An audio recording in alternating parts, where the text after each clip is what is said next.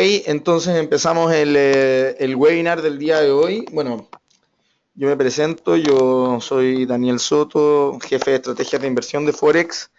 Llevo trabajando acá hace aproximadamente 5 años. Antes trabajé en otra empresa financiera también, AFP, y también que tenía GF.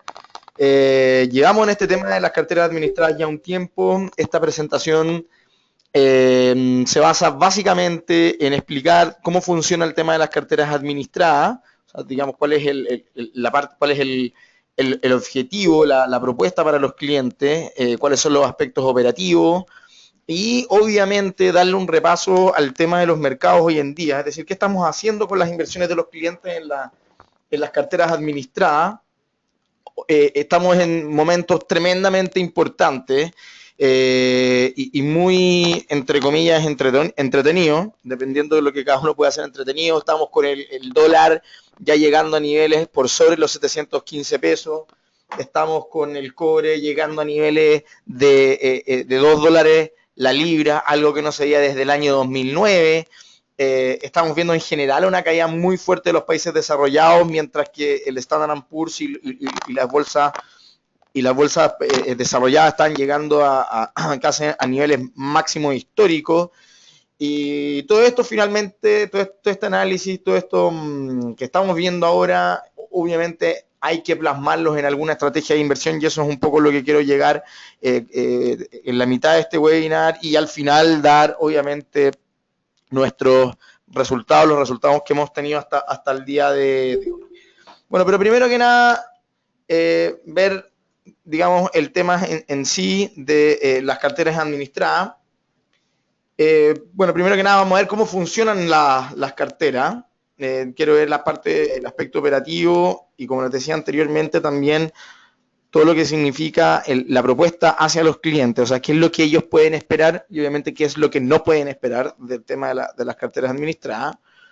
Después vamos a ver un poco en qué invertimos, es decir, cuál es nuestro enfoque de inversión, cuáles son nuestros timings, cuáles son nuestra, finalmente, estilo de inversión también. Hay gente que algunas veces confunde el tema de administrar una cartera con hacer trading, cosas que son totalmente diferentes. No porque algo haya ganado un 2% lo vamos a soltar y vamos a comprar otra cosa, o estamos ocupando stop loss o ese tipo de cosas. No, eso es más bien como que recae un poquito más en el universo del trading. Esto no es así. Y finalmente vamos a ver el tema de nuestros rendimientos. ¿Okay?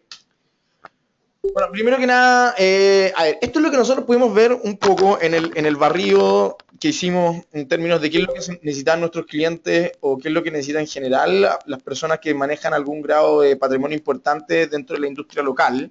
Y punto número uno, que era delegar la inversión de sus patrimonios. Nosotros nos encontramos muchísimas veces con clientes en donde se les preguntaba, bueno, ¿y cómo te está yendo con tu portafolio? ¿Cómo te está yendo con tus inversiones? Mira, la verdad es que no tengo idea. Ya, independiente de eso, pero ¿en qué estás invertido? Mira, la verdad, tampoco sé muy bien en qué estoy invertido. Sé que tengo algo en algún fondo mutuo por acá, de acciones, y unos depósitos a plazos, pero no sé si son en UF en pesos, y tengo otras platas por no sé dónde, pero en general, por lo general, siempre había como algún grado de voluntad de querer manejar las inversiones por parte de los clientes, pero finalmente esa delegación terminaba en una muy mala, digamos, administración y por lo tanto incurría en pérdida o si es que incurrían en ganancias, por lo general eran ganancias que no eran el resultado de una estrategia, sino que era más bien algo fortuito. Después lo que necesitaban también nuestros clientes era transparencia. Hay un tema con la industria financiera acá de que la industria financiera al parecer tiene algún grado o suerte de reputación de que es poco transparente y nosotros creemos que la necesidad acá era, dentro de las primeras necesidades, era ser totalmente transparente en el tema de en qué invertimos, cuáles son los costos que cobramos, cuándo los cobramos y cómo los cobramos y cuáles son las rentabilidades que finalmente puede esperar un cliente. Y lo tercero, obviamente, y que es muy, muy, muy importante, es tener una cartera acorde a la tolerancia del riesgo del cliente. Aquí no sirve nada tener a alguien con una tolerancia al riesgo baja, pero con una cartera accionaria en donde finalmente puede incurrir en pérdidas de un 10, un 5, un 6% durante un mes porque se va a sentir tremendamente frustrado. Y todo esto, obviamente, recae en aumentar el patrimonio de los clientes en el largo plazo. Ese es mi máxima meta, mi máximo goal, y ahí están, por allá están todos mis indicadores de gestión aquí en la empresa, y también donde están también las metas de mi equipo en general. ¿Okay? ¿Cuál es la situación actual del mercado? Actualmente tenemos una infinidad de productos de inversión, una infinidad. Tenemos 19 administradoras generales de fondos, es decir, 19 AGF. Tenemos AGFs bancarias como Scotiabank, Santander, Banchile, qué sé yo, BCI. Tenemos administradoras generales de fondos que no son bancarias como ETG, como la Reinvial, también está IM Trust, etcétera. Y donde en cada una de estas administradoras tenemos, en general tenemos 36 categorías de fondos, y en total son 2.418 fondos los que se comercializan en Chile al día de hoy, según los datos de la Asociación de Fondos Mutuos. ¿Okay? O sea, estamos hablando de una oferta actual que provee muchísimos instrumentos, pero poca asesoría. Y ahí abajo ustedes pueden ver ahí cómo está el monito lleno de signos de interrogación, porque en realidad la oferta es demasiado vasta, pero no te dicen muy bien en qué invertir. Por ejemplo, te pueden decir, mira, lo que tú deberías hacer en este momento es invertir en renta fija. Y si vemos en este momento, en la renta fija existen 12 categorías en el mercado nacional. Existen fondos de deuda, que es lo mismo que decir fondos de renta fija, con una duración de menos de 365 días, pero en dólares. Tenemos otra de menos de 365 días, pero nacional. Tenemos fondos de deuda de mayores a 365 días de origen flexible, menores a 90 días en dólares, menores a 3 años, pero mayores a un año en UF, en nominal, etcétera, etcétera. Hay 12 fondos finalmente de renta fija en este momento. Entonces decir trivialmente, mira, lo que yo quiero es invertir en renta fija, bueno, no es tan sencillo, hay 12 categorías. Y hay categorías que tienen rentabilidades de un 2% en el año, y hay otras categorías que tienen rentabilidades de un 11% en un año. Entonces no es trivial finalmente en qué tipo de renta fija invertir. Esto no es nada más que un ejemplo. O sea, imagínense lo que significaría en este sentido para la renta variable, o el sinónimo para esto es las acciones. O sea, decir, mira, voy a invertir en un fondo de renta variable puede ser, hay fondos mutuos de renta variable en India, en Brasil, en Estados Unidos, en Europa desarrollada, Europa emergente, Latinoamérica, Chile, Asia, Asia emergente, Japón, etcétera, etcétera, etcétera. O sea, acá el tema de la oferta está bastante cubierto, pero el tema de la asesoría finalmente es lo que en donde hay una gran carencia, y es ahí en donde nosotros vimos de que había una oportunidad de poder darle algo interesante a los clientes. Y nosotros finalmente nos enfrentamos a dos tipos de clientes acá. Un cliente con un perfil claro o un objetivo claro. O sea, por ejemplo, un cliente que me dice, me aterran las caídas de las bolsas. Eso, por ejemplo, es un cliente con un perfil claro. Es un cliente con un perfil conservador inmediatamente. Y después tenemos otros clientes que dicen, mira, a mí no me aterra la caída de la bolsa, pero necesito esta plata para comprar una casa en un año o en 6 meses.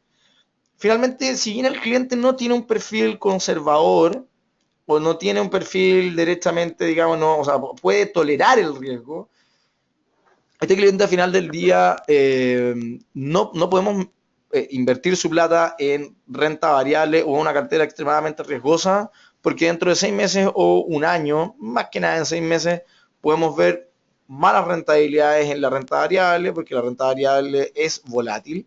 Por lo tanto, no podríamos finalmente llegar a cumplir la meta del cliente, que vendría siendo esto de comprar una casa en un año. ¿Okay?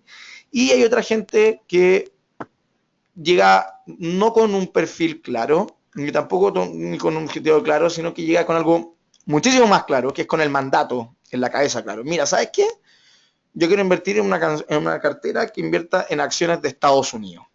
Y para eso también tenemos nosotros carteras. Tenemos carteras que invierten en Europa, tenemos una cartera que invierte en Europa, tenemos una cartera que invierte en Estados Unidos, tenemos una cartera, digamos, que invierte en acciones mundiales, ya sea cuales sean, una cartera que invierte nada más que en renta fija y así. ¿Okay? Entonces, en base a esos dos tipos de clientes, nosotros finalmente hacemos obviamente el proceso de inversión, que llega un cliente con un perfil claro o un objetivo claro, como por ejemplo yo estoy poniendo acá en ejemplo, me aterra la caída de las bolsas, inmediatamente clasificamos el perfil, esta persona es conservadora y le vamos a invertir en un mandato acorde, y el mandato acorde es el de renta fija. ¿Okay? Entonces, nosotros, y es muy importante lo que sale abajo, nosotros liberamos al cliente de tener que elegir entre las 19 administradoras de fondos y los 332 fondos de renta fija. Yo voy a elegir la mejor renta fija para el cliente, ya sean fondos mutuos de la industria o armándole su propia cartera, da lo mismo. Acá el tema es que yo no te voy a pasar 12 tipos de carteras de renta fija. Acá, en las carteras administradas, de Forex Chile Corredores de Bolsa o de Graph Corredores de Bolsa, hay solamente una manera de invertir la renta fija. Y esa manera de invertir la renta fija es finalmente la que nosotros encontramos más idónea, y no queremos exponer al cliente a tener que elegir entre 17 maneras de invertir en renta fija, y obviamente que al final del día no cumpla su objetivo. Y mi objetivo al final del día es que esta cartera de renta fija en la cual invertimos a los clientes tenga una rentabilidad por sobre el promedio de la industria, ¿ok? Por sobre estas 12 categorías, digamos, de renta fija que hay en la plaza local. Nosotros nos comparamos contra eso y la idea es ir ganándole consistentemente, ¿ok? Entonces, con lo anterior, lo que nosotros queremos finalmente es que los clientes nos deleguen la inversión de sus patrimonios en base, obviamente, a sus objetivos o a su perfil. Es decir, yo me metí en una cartera con, qué sé yo, alto riesgo, una cartera administrada con alto riesgo. Bueno, yo no voy a estar viendo qué posibilidades de alto riesgo son las mejores. Alto riesgo podría ser acciones en Europa, acciones en Estados Unidos, acciones en Europa emergente, acciones en Turquía, acciones en Egipto, etc. Nosotros hacemos esa pega finalmente por el cliente para que a él finalmente se le haga más fácil la vida en el mercado financiero. Y esa es finalmente la idea. ¿Okay? Con el tema de la transparencia, por ejemplo, con respecto a nuestro principal, digamos, producto, que es nuestra competencia, que son los fondos mutuos. Los costos de los fondos mutuos se dividen en remuneraciones, gastos y comisiones, ¿ok? Siempre se van informando como máximo y se descuentan diariamente el valor cuota. O sea, te dicen, gasto de administración máximo un 4%, se van descontando diariamente el valor cuota. Por lo tanto, para el cliente es extremadamente difícil establecer el cobro que se les hace, ¿ok? Y yo les diría a cualquier persona que tenga un fondo mutuo acá, les daría, digamos, realmente les pasaría la pelota para preguntarles si ellos realmente saben cuánto le están cobrando en este momento o cuánto les cobraron el año pasado en su fondo mutuo. Y es algo extremadamente difícil de establecer, y la gente por lo general ni siquiera se informa. Hay incluso personas que creen que los fondos mutuos al final del día ni siquiera cobran. Bueno, nosotros, tratando de sacar esto, digamos, del mercado, nosotros lo que hacemos es finalmente informar a los clientes de una manera súper transparente, que se las voy a informar. Miren, lo que tengo acá, en esta parte de acá, es un fact sheet de un fondo mutuo, es decir, es como la ficha informativa de un fondo mutuo. Y en la ficha informativa, en la parte de acá abajo, nosotros podemos ver que están los costos asociados a la inversión en este fondo mutuo según la serie en donde están finalmente invirtiendo. Y si se pueden dar cuenta, para la serie A, que puede ser una de las series en donde alguien está invertido, dice que la remuneración máxima es de un 4,76%, que el gasto máximo es un 2% y que la comisión máxima es un 1,19%. O sea, acá nosotros podemos ver inmediatamente que este fondo mutuo te va a cobrar máximo al año un 6,76%, que vendría siendo la suma de la remuneración y el gasto máximo. Por si acaso, nosotros no tenemos ninguna cartera administrada que llegue a cobrar un 6,76%. Nuestras carteras administradas cobran como máximo un 4%, que son las carteras más riesgosas.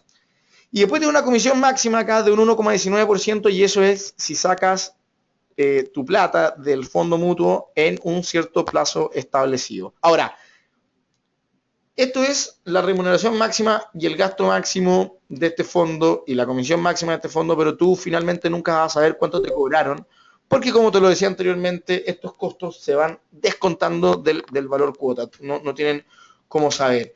Nosotros, en cambio, lo que hacemos es una vez al mes enviar una factura al cliente a final del mes diciéndole: este mes finalmente te cobramos tanta plata que corresponde a, imaginémonos, a un 3,2% partido en 12, porque estamos hablando en términos anuales. Por lo tanto, estoy dentro de lo que dice el contrato, que es máximo un 4%, como por dar un ejemplo. Dicho de otra forma, nosotros le mandamos facturas a los clientes en donde los clientes pueden ver cuánto les estamos cobrando y pueden ver dentro de la plataforma qué instrumentos nosotros estamos vendiendo para poder finalmente pagar lo que nosotros cobramos por las carteras administradas. ¿Cuál es la oferta de nuestro servicio? Actualmente tenemos carteras de renta fija en dólares, tenemos carteras de renta fija en general, tenemos carteras balanceadas, carteras de equity global, que es un poquito más, digamos, agresiva, tiene un 80% en acciones y un 20% en renta fija. Tenemos una cartera que nada más que es de acciones nacionales. Dicho sea de paso, en esta cartera de acciones nacionales no tenemos a ningún cliente, porque nuestra visión es que la bolsa chilena todavía puede seguir cayendo y el peso se puede seguir depreciando, por lo tanto no es una buena alternativa de inversión. Tenemos una cartera de renta variable internacional, que como les comentaba anteriormente, es una cartera que puede invertir en cualquier acción del mundo, no hay, digamos, ahí muchas restricciones. Tenemos una cartera de acciones europeas y también tenemos una cartera de acciones de Estados Unidos, que invierte principalmente en 18 acciones del Standard & Poor's 500, es una cartera bastante selectiva. Después ahí les voy a mostrar cómo nos ha ido con algunas de estas carteras que les estoy mostrando acá. También podemos hacer mandatos especiales. Por ejemplo, si hay algún cliente que nos dice: mira, ¿sabes qué? Me interesa el tema de las carteras administradas, pero quiero una cartera que solamente invierta en Latinoamérica, por decir algo. En el caso de que el cliente tenga más de 1.000 millones de pesos en administración, se le puede armar un mandato especial para poder cumplir con, obviamente, los requerimientos de un tipo de cliente de este tamaño, ¿ok? Se llega a un acuerdo, como dice ahí en la lámina, se llega a un acuerdo con los clientes sobre el límite de inversión, pero este mandato especial siempre es sobre los 1.000 millones, o sea, porque obviamente que hay que setear una serie digamos, de restricciones dentro de las carteras para poder cumplir a cabalidad con el objetivo del cliente. Todas estas carteras, también hay que recalcar que los límites de inversión están obviamente dentro de los contratos y todo esto está regulado por la Superintendencia de Valores y Seguros, por la SS. ¿Dónde revisa el cliente su inversión? Actualmente lo puede hacer a través de una plataforma que se puede instalar tanto en el teléfono como en el iPad, como en el computador. Puede ver inmediatamente cuántos son los instrumentos que tiene al día de hoy y cuál es el patrimonio que tiene al día de hoy. Esto lo puede ver en tiempo real y lo puede consultar, digamos, como les decía, en cualquier momento. Acá no es como una cartera, por ejemplo, como la repito, de fondos mutuos, en donde el cliente no tiene la posibilidad de saber finalmente en qué está invirtiendo, en qué se está invirtiendo su plata. Acá, con nosotros, la transparencia es máxima y pueden ver finalmente cuánta plata tiene en caja libre, cuánta plata se le está invirtiendo, qué reportfolios se están haciendo, etcétera, etcétera. ¿Ok? Y aquí, obviamente, el approach de inversión.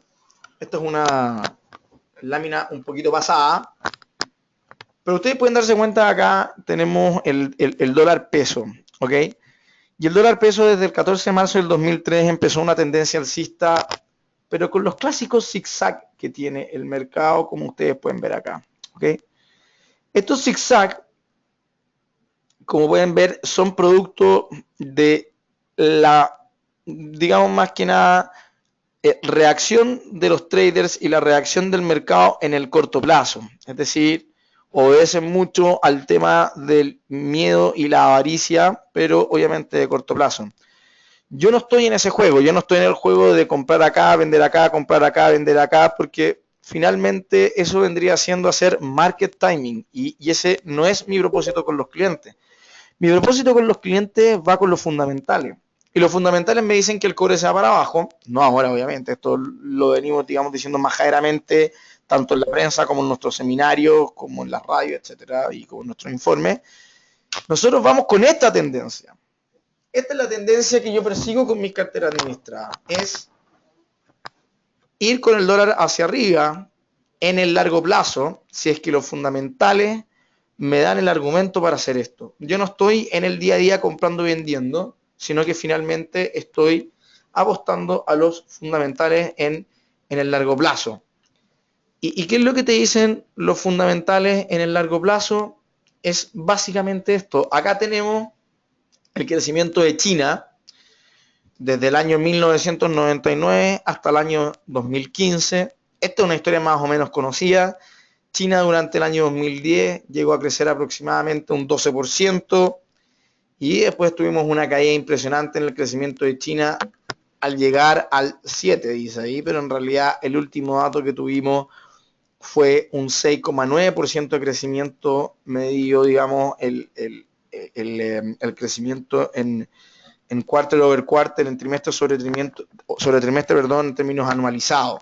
¿Okay? Y este decrecimiento, obviamente, en China te lleva, obviamente, también a una debilidad de los commodities. Y es algo que hemos estado viviendo durante el último tiempo con muchísimo énfasis durante los últimos meses. Y para qué hablar de las últimas semanas, nosotros que somos un país que exporta cobre, hemos visto como en el día de hoy el cobre llegó a los $2, algo totalmente impensado hace un par de años atrás. Hay que ver qué es lo que están haciendo en el gobierno en este momento, después de tener, digamos, de haber, digamos, hecho un pronóstico de que el cobre se iba a mantener aproximadamente en $2.50 en promedio durante el próximo año. Eso se supone que era el precio objetivo para realizar el presupuesto de la nación, algo que al parecer ahora es medio difícil que se cumpla, y nosotros siempre hemos dicho que también que es difícil que se cumpla, ¿ok? Y obviamente que una caída en el precio de los commodities es sinónimo también de una debilidad en los emergentes. Quiero mostrarles principalmente esta lámina acá, en donde esta, digamos, línea de arriba representa a la bolsa de Estados Unidos. Esta línea de acá, esta línea fosforescente verde, representa a los mercados emergentes y esta línea de acá representa la bolsa de Europa. Como ustedes pueden ver, la tendencia de Estados Unidos y la tendencia de Europa son positivas. Hay fortaleza en los desarrollados, tal vez no la fortaleza que tal vez hubiésemos querido tener de un crecimiento de Estados Unidos en promedio en torno a un 3,5% después de la crisis subprime, no es algo que tengamos ahora, o un crecimiento de Europa en torno al 1,5% en promedio desde que Draghi nos dio la promesa de que iba a hacer todo lo posible por mantener el euro. Sin embargo, en términos relativos, el crecimiento de los países desarrollados y la situación económica es tremendamente mejor de la que se está viviendo en este momento en los países emergentes. Acá pueden ver que la tendencia de la bolsa de los países emergentes es principalmente a la baja, y esto tiene que ver principalmente con el tema de la debilidad de los commodities y por tanto, y esto también con la debilidad de China. Y la gran pregunta que nos hacen en este momento es si todo esto va a cambiar en el corto plazo, y nosotros creemos que no va a ocurrir. Como hemos visto durante el último tiempo, China ha hecho algún tipo de medidas fiscales, y no solamente fiscales, sino que también monetarias, para poder levantar el crecimiento. Y al parecer el mercado ya no le cree. ¿Y por qué no le cree? Porque la cantidad de veces que ha hecho este tipo de medidas, tanto monetarias como fiscales, para poder mantener el crecimiento a raya durante los últimos 4 o 5 años por parte de China, prácticamente no han podido evitar de que hayamos tenido una caída en los commodities y hayamos tenido una caída en los países emergentes. Es decir, ver en este momento el tipo de cambio en 715, a nosotros no nos parece nada raro. Y si es que la Reserva Federal finalmente sube la tasa de interés en diciembre, perfectamente podemos seguir viendo hacia arriba el tipo de cambio en Chile, seguir viendo hacia abajo los commodities y en general seguir viendo hacia abajo a las bolsas emergentes. Para mí esta lámina representa el core, la base, la médula de cómo está inscrita nuestra tesis de inversión. Nuestra tesis de inversión es arriba Estados Unidos, arriba Europa, arriba Japón también, que no lo tengo acá, y abajo los países emergentes. Ahora, obviamente que también nuestra manera de invertir también tiene que tomar en cuenta no solo la parte accionaria, sino que también tiene que tomar en cuenta la parte del tipo de cambio. Dicho de otra forma, si en Europa en este momento están con las tasas de interés, con la estructura de tasas de interés más baja, casi imposible, esto obviamente significó una caída del euro con respecto a las demás monedas en el mundo de manera bastante impresionante, sobre todo con respecto al dólar. Entonces no tiene mucho sentido, como ustedes pueden ver ahí en la lámina, invertir en una bolsa que está denominada en una moneda que finalmente va a tender a caer, porque todo lo que voy a ganar finalmente por bolsa lo voy a perder por tipo de cambio. Entonces hay muchos clientes que de repente me dicen, oye, pero todo lo que, o la mitad de lo que hemos ganado nosotros en Estados Unidos ha sido por tipo de cambio. Pero por supuesto, yo lo único que quiero es estar dolarizado en todo el mundo. Yo en este momento, ¿estamos invirtiendo en Europa? Sí, estamos invirtiendo en Europa, pero con una cobertura contra el euro. Yo me quiero proteger ante las caídas del euro. Yo quiero ganar si es que el euro cae. Yo quiero ganar lo que sube la bolsa europea, pero sin perder la caída, o sea, lo que me proporciona la caída del euro. Yo quiero estar dolarizado en Europa y también quiero estar dolarizado en Japón y también quiero estar en mis inversiones, digamos, en Estados Unidos con una exposición 100% al dólar. Si yo creyera, por ejemplo, de que la bolsa de Estados Unidos va a subir, pero el dólar va a caer contra el peso chileno, no tendría ningún sentido, porque toda la subida que podría estar ganando con las acciones en Estados Unidos, las voy a perder finalmente por el tipo de cambio. En ese caso tendría que tener algún tipo de cobertura cambiaria si es que voy a invertir en Estados Unidos. En este momento no la necesito. Y es más, si pudiese tener alguna manera de tener más exposición al dólar en Estados Unidos, lo que entre comillas sería como apalancarse más al dólar en Estados Unidos con respecto a las inversiones que uno tiene en acciones allá, también lo haríamos, porque nuestra visión ha sido y sigue siendo de que el dólar va a seguir subiendo en Chile y en los países emergentes. ¿Hasta cuándo? Hasta el momento en que hay una estabilización en el crecimiento de China, que no se ve en el corto plazo, y que obviamente tengamos una estabilización en el precio de los commodities. Y ahora obviamente algo que muchos nos han estado preguntando con respecto al tema de la subida de tasa en Estados Unidos, que obviamente es algo que tiene súper nervioso a todo el mundo. Acá hay que ir dos temas y hay que separar el pensamiento básico y rápido. Básico no lo quiero poner como sinónimo de que es poco elaborado o que es tonto básicamente, sino que la respuesta básica de los mercados o como la respuesta automática de los mercados ante una subida de tasas de interés. Una subida de tasas de interés, no solo en Estados Unidos, sino que en general, cuando un banco central va a subir o está subiendo la tasa de interés, lo que está haciendo es desincentivar, la inversión, está desincentivando el gasto y está incentivando el ahorro. Por lo tanto, eso de buenas a primeras no le gusta a la bolsa. De buenas a primeras no le gusta a la bolsa. Por lo tanto, no hay que descartar bajo ningún punto de que una subida en la tasa de interés en diciembre, que yo creo que es lo más seguro que ocurra, porque ya la Reserva Federal ya lo ha dicho de manera, ya ha sido tan majadera con el tema de que va a subir las tasas de interés este año y diciembre vendría siendo la última reunión que le queda este año. Si es que no llega a hacerlo, finalmente perdería credibilidad y que se supone que es uno de los activos más importantes que tiene un banco central. Por lo tanto, yo creo que la subida de tasa, perdón, en diciembre por parte de la Reserva Federal tiene una probabilidad muy alta de ocurrir.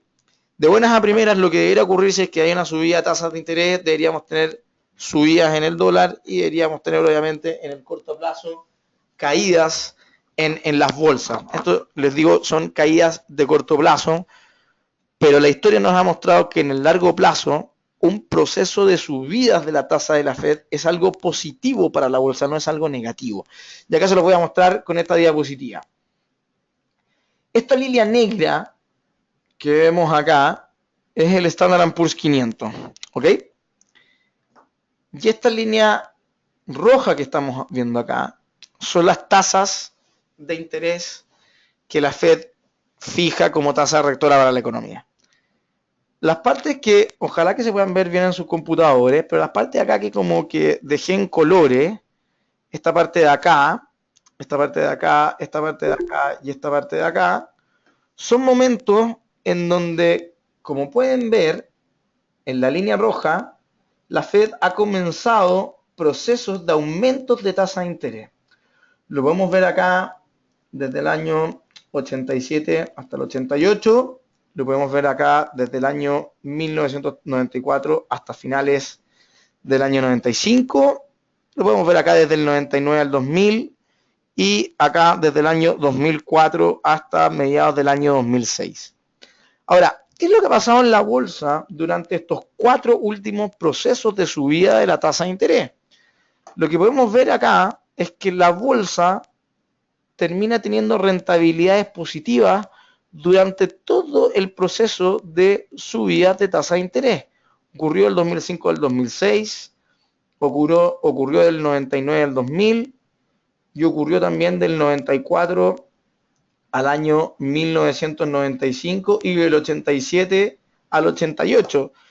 Y si nos vamos a un momento de la historia en donde hubo un proceso de subida de la tasa de interés que fue absolutamente, digámoslo, draconiano, como queramos ponerlo, porque fue realmente una subida en la tasa de interés casi sin precedentes en términos de desde dónde empezó a subir la tasa, que empezó aproximadamente a subir en Estados Unidos del orden del 4% y llegó a estar aproximadamente al 20%.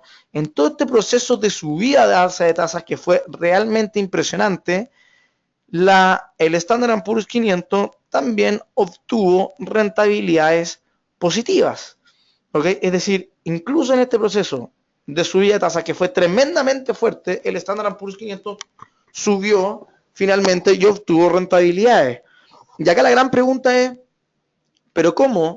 Si un banco central está desincentivando la inversión, el gasto, el consumo, etcétera, a través de la subida de tasa, puede ser que la bolsa siga subiendo, anticipando que las empresas van a tener mayores utilidades corporativas. Y el tema es que cuando comienza una subida de tasas de interés, intrínsecamente la Reserva Federal te está comunicando que la economía está en tan buen pie, está tan sana, está tan bullante, entre comillas, que es posible que, no es que sea posible, es que es necesario entrar a enfriarla, porque si no se puede entrar en espirales inflacionarios o hiperinflacionarios. Dicho de otra forma, la subida de tasa de interés te está comunicando de que la economía está en un muy buen pie.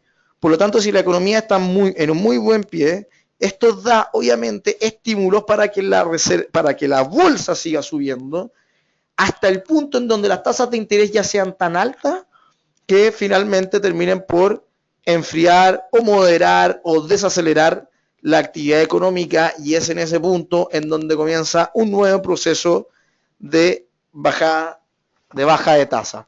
Entonces, yéndonos en el fondo al resumen, lo más seguro es que vayan a subir las tasas de interés en diciembre en Estados Unidos.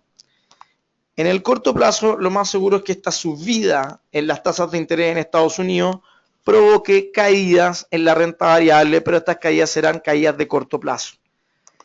Lo que nos ha demostrado la historia, con argumentos obviamente, es que una subida prolongada de las tasas de interés en Estados Unidos finalmente coinciden, conviven y tiene un sentido, tiene una correlación, digamos, que tiene una explicación atrás con subidas en la bolsa. Por lo tanto, no sería un fenómeno para asustarse. En donde sí hay que asustarse es en los mercados emergentes, en el precio de los commodities y obviamente también en el crecimiento de China, que eso aún no ve ningún tipo de caída en el, de subida en el corto plazo. Ahí tenemos el crecimiento del PIB de China quarter on quarter y tenemos el precio de los metales base que sigue cayendo y cayendo a niveles del año 2009. Y acá tenemos el Producto Interno Bruto de los BRIC, Brasil, Rusia, India y China, prácticamente colapsando,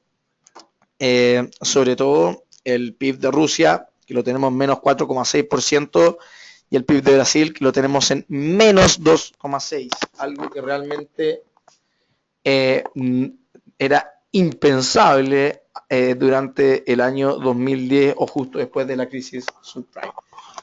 Tengo una pregunta, Pablo Hernández, acá que me dice, de acuerdo a lo que usted señala, en una primera instancia, frente al alza de tasa, las bolsas bajan por un corto periodo y posteriormente sube.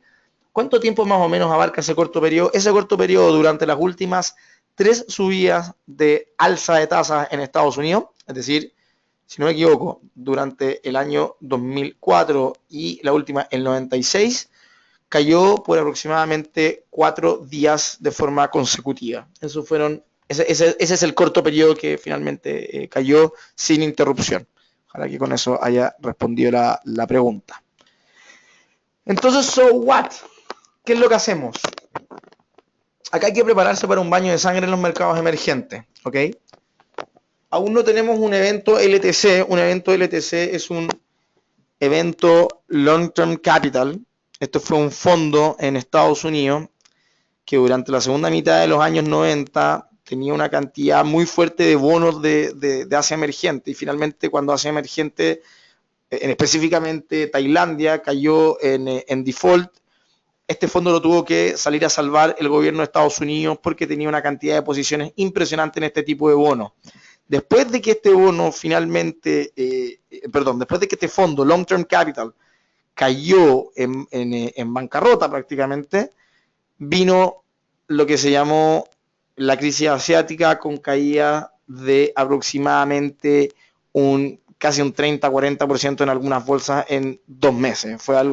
Eso fue lo que marcó, eso fue como el gatillo, que finalmente marcó la crisis asiática. En este momento todavía no vemos un gatillo para ver caídas impresionantes en las bolsas emergentes, aun cuando estamos viendo mal crecimiento, caída de los commodities y aumento de las tasas de interés de los bonos. Hay que seguir apostando en una caída en las monedas emergentes y commodities, es decir, seguir apostando que el dólar peso se irá hacia arriba, de que el rand sudafricano va a seguir perdiendo valor, de que el real brasileño va a seguir perdiendo valor, el australiano y el neozelandés, básicamente. No comprar nada en Brasil, Colombia y Turquía. Estas son las bolsas que nosotros vemos como más frágiles en este momento. En Chile preferir la renta fija y no el IPSA y no comprar acciones locales. Y en el mundo preferir las bolsas desarrolladas, con preferencia en Japón y Europa por sobre Estados Unidos. No es que no nos guste Estados Unidos, es que nos gusta más Europa y Japón. Y al fondo nunca tratar de agarrar un cuchillo que va cayendo, no porque LAN haya perdido un 40 o un 50%, en este momento está bueno para comprar. Puede ser que siga cayendo, si es que seguimos teniendo una mala performance en Brasil, una mala performance en los países emergentes en general y sobre todo obviamente en Chile y Brasil, que son los países en donde opera LAN. Con lo que quiere decir esto es que no porque algo haya caído mucho, ya es hora de comprarlo porque está barato, bajo ningún punto. Eso nunca ha sido una buena estrategia de inversión. Y acá está el resultado de nuestras carteras desde que comenzamos. Esta es la cartera Equity Global contra el benchmark. El benchmark en este caso vendría siendo todos los fondos mutuos de la plaza local que invierten en una cartera similar a nuestra cartera de Equity Global, que esto vendría siendo 80% acciones, 20% renta fija. Nosotros tenemos una rentabilidad libre de costos de un 35,79% y de versus un 18,69% del benchmark.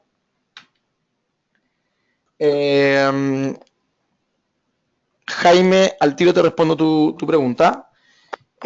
La cartera balanceado global lleva un 29,87% de rentabilidad versus un 16,55% de lo que lleva el benchmark. Acá también llevamos casi el doble. En la cartera equity global también llevamos casi un doble. En la cartera de renta fija llevamos un 18,62% de rentabilidad versus un 12% también del benchmark. También estamos muy por encima, por sobre el mercado en esta cartera. En la cartera de acciones de Estados Unidos, esto es como, digamos, en esta cartera salimos en el diario durante el año pasado, al 30 de octubre, desde que empezamos con esta cartera, que fue el 8 de octubre del 2013, o sea, ya llevamos aproximadamente 2 años, llevamos un 85,48% de rentabilidad versus nuestro benchmark, que son todos los fondos mutuos de la plaza local que invierten en una cartera accionaria de Estados Unidos. Llevan un 58,42%, nosotros un 85%, y eso es básicamente lo que nosotros tenemos en este momento de track record. En general, en todas las carteras vamos ganándole a los respectivos benchmarks. Si quieren más información sobre nuestra performance, por favor siéntanse libres de mandarme un mail que lo voy a escribir ahí a todos los participantes en el chat. Jaime Pérez Balboa me pregunta cuál es la cantidad en CLP habría que invertir en una cartera administrada. Nosotros en este momento tenemos un mínimo de 30 millones de pesos por cartera, ya sea si quieren invertir en la balanceada, en la equity global, en la cartera de acciones europea o en la cartera de acciones de Estados Unidos o en la de renta variable internacional. Cualquiera es de 30 millones. Después José López Pérez me pregunta, ¿puedes indicar qué sectores son las principales inversiones? En Estados Unidos, nuestras principales inversiones se encuentran en los sectores defensivos. Estamos con una cartera, entre comillas, defensiva, esperando a que suban la tasa de interés. Esto significa que principalmente estamos en cuidado de la salud, en telecomunicaciones, cuidado de la salud y consumo básico. Esos son los tres sectores en que estamos en Estados Unidos, que son los sectores que menos se ven afectados ante la volatilidad en la bolsa. Y en Europa invertimos principalmente en los sectores más baratos. Y los sectores más baratos en Europa en este momento son también cuidado de la salud, telecom, y también tenemos un poco del sector financiero que nosotros creemos que se debería ver beneficiado si tenemos un aumento en el impulso del crédito, algo que está totalmente deprimido aún en Europa. Les voy a dejar en el chat mi mail para que puedan hacerme todas las preguntas con respecto al webinar. Ahí voy a poner enviar a todos. Obviamente que tratar de repasar toda la economía mundial en 30 minutos un poquito más es un poco complicado, pero espero que les haya quedado clara cuál es la visión global y dejarles en claro que en este momento un cobre a $2 y un dólar peso a 715 es algo a lo que hemos nosotros estado apostando en nuestras carteras desde que empezamos, empezamos el 2013. No es algo que a nosotros nos parezca raro y creemos que esta tendencia perfectamente puede seguir, y nosotros sobre todo creemos que acá va a pasar algo muy parecido a lo que pasó en la segunda mitad de los 90, en donde vimos un mundo emergente teniendo una muy mala performance y un mundo desarrollado teniendo una performance muchísimo mejor a los países en vía de desarrollo. Y eso es a lo que nosotros vamos a seguir. Les quiero dar las gracias por su asistencia al webinar. Ojalá que haya sido lo más claro posible, que les haya dado información que tal vez no solo les sirva para entrar en las carteras administradas que nosotros tenemos, sino que también para que les sirvan en sus inversiones en el día a día. Y nada, los dejo invitados obviamente a que puedan invertir con nosotros. Les dejo ahí les dejé mi mail personal, si tienen cualquier tipo de duda, si tienen dudas con respecto a la parte operativa y todo eso, yo los puedo derivar perfectamente a cualquier ejecutivo o analista de inversiones. Una vez más, muchas gracias por estar en el webinar. Nos vemos a la próxima. Hasta luego.